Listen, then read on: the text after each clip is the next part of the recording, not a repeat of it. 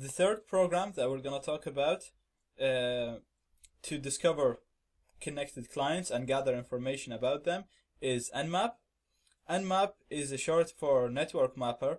It's a network discovery tool that can be used to gather information about just about any device. You can gather information about any client that is within your network. You can discover clients that's within your network. You can gather information about clients that are outside your network. You can gather information about clients just by knowing their IP. You can put the IP and then you can gather information. Now, Nmap is a huge tool. It has many uses. It can be used to bypass firewalls, all kinds of protection and security. So there is like books and courses that are specific for Nmap only.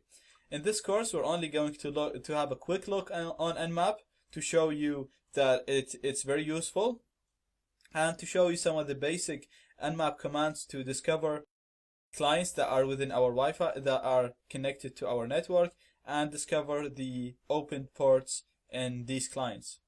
We're going to use zenmap, which is the graphical user interface for Nmap, and let's see how we do that. So we're just going to type zenmap.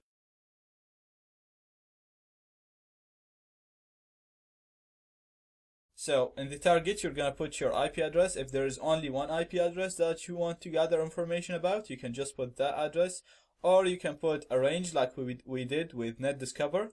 So it's 192.168.1.1/24. And from here you can have profiles. You can put a custom command here if you want. If you know a custom command and you want to use it, you can put it here, or you can use one of the ready profiles here. So we're going to have a look on those ready profiles. We're going to have a look on the ping scan first. This is a kind of quick scan, but it doesn't show too many information. It only shows the connected devices. As you can see, we have the connected devices here, and we have their IP addresses and their MAC address, and we also have the vendor. So in NetDiscover, we weren't able to see the manufacturer for the device, neither with AutoScan, but you can see here with Nmap we were able to know that the 192.168.1.10 is a Cisco device. Sorry, the 192.168.1.1, that's the router. It's a Cisco device, so it's a Cisco router. Now we can go ahead and look for exploits in this device. We also know that the 198.1.10 is a HTC device, so that's probably a phone, and since it's HTC, then it's probably running on Android. So now we're having more information. We can see that this device, the 12 device, is an Apple device. So again, it's either a phone, a tablet, or a Mac. And then we can see that this device is a Dell number 22, and here this device, I don't know who's this manufacturer, and we have another Dell device on this IP address. So again, its ping scan was very quick. We were able to know the manufacturer, the IP address, and the MAC address of the connected clients. The next scan we're going to have a look on is the quick scan.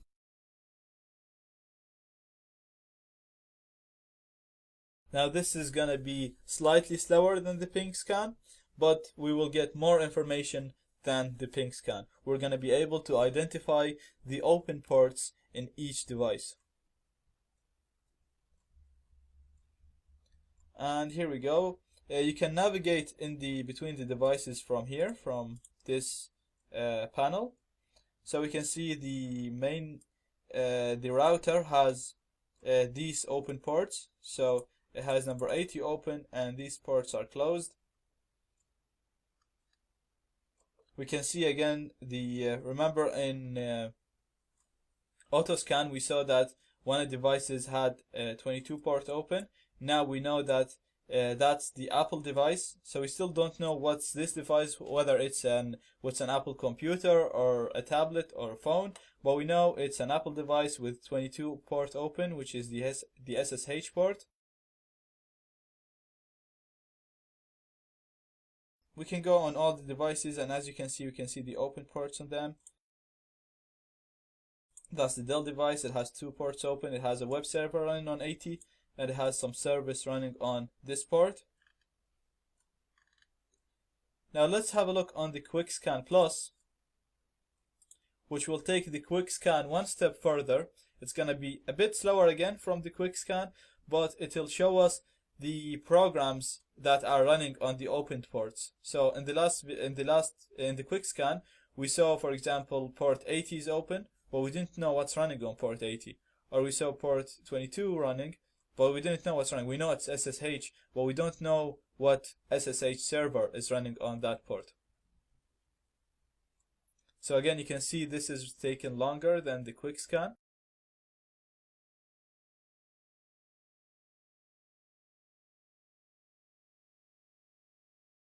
Right, so that did take some time. It was slower than all the previous scans that we talked about, but we can see that it gathered much more information. We can see that we have two Linux devices connected here. So it got us the operating system of the devices connected. It also got us the version for the programs. So for example, we have the 192.168.112, the Apple device. We didn't know what Apple device it was. We were saying it could be a computer, it could be a laptop, it could be a phone. Now we know on 22 open on the 22 port. Last time we only knew it's open. Now we know it's running. The server that's running there is open SSH 6.1. So we can go again and look for remote exploits, and we can hack that device right away. And when we go here on the device type, you can see it's a media device, it's a phone. So it is actually an iPad, it's not a phone, but iPhones and iPads, they're classified, they use nearly the same iOS version. So that's accurate enough. As you can see here, it's Apple iOS, so we know it's not a Mac, it's not a laptop, it's either an iPhone or an iPad, and it's running iOS 4, 5, or 6.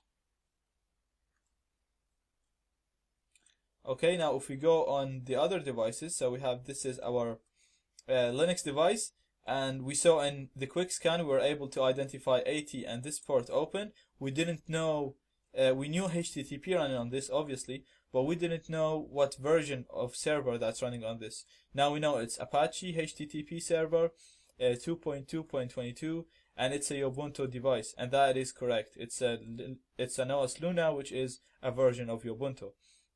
So this is again very accurate.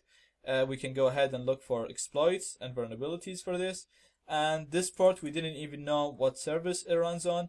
Now we know it's a UPnP server, and it's MediaTomp, the type of server or the program. It's MediaTomp UPnP server. And again, this is very accurate. This is actually the version of the program. So and it's telling us it's a Dell computer, and that is correct again. So we're getting very, very specific, accurate information about our targets. We can see here the Microsoft device, again the Windows device. It's running Microsoft HTTPPA, which is another UPnP server on this port. You can also browse by the services, so you can go on HTTP and it will show you the devices that have HTTP open, or you can go on SSH and you see the devices that have SSH open. So let me just show you an example. So if we go back to the hosts and we go to this device, to the output, let me show you here. So we know it's an Apple device. We know it's a phone or an iPad, and we know it has 22 open. So that's the SSH open, and that means the device has been jailbroken. Because without jailbreak, you can't install you can't install SSH server on the device. Now, when you jailbreak, in the jailbreak process, it installs a root user on the device, and the password for that root user is Alpine. Now, it's ALPINE. Most people don't even know that happens, and even the people that know, like myself, are too lazy to change it. So in many cases, if you find an iPhone or an iPad device with 22 open, you can pretty much just try to log into it straight away with SSH. So we'll do that here. We're gonna go SSH 192.168.1.12, and we're gonna go to root at this. Yes, it's gonna ask me the password. I'm gonna type in Alpine, ALPINE, and as you can see, I logged in as root.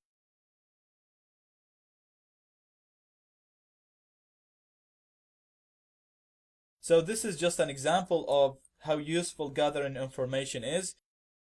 Even if this didn't work, you can go, as I said, you can go ahead and look for exploits for these programs, and you will manage to gain access to this network. So gathering information is a huge step in penetration testing.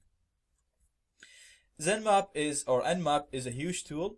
You can carry out so many types of scans. You can experiment with these profiles here, and I highly recommend that you read more about nmap and increase your knowledge about it, because you will need to use it in many cases, not only in Wi-Fi networks or in Wi-Fi penetration testing.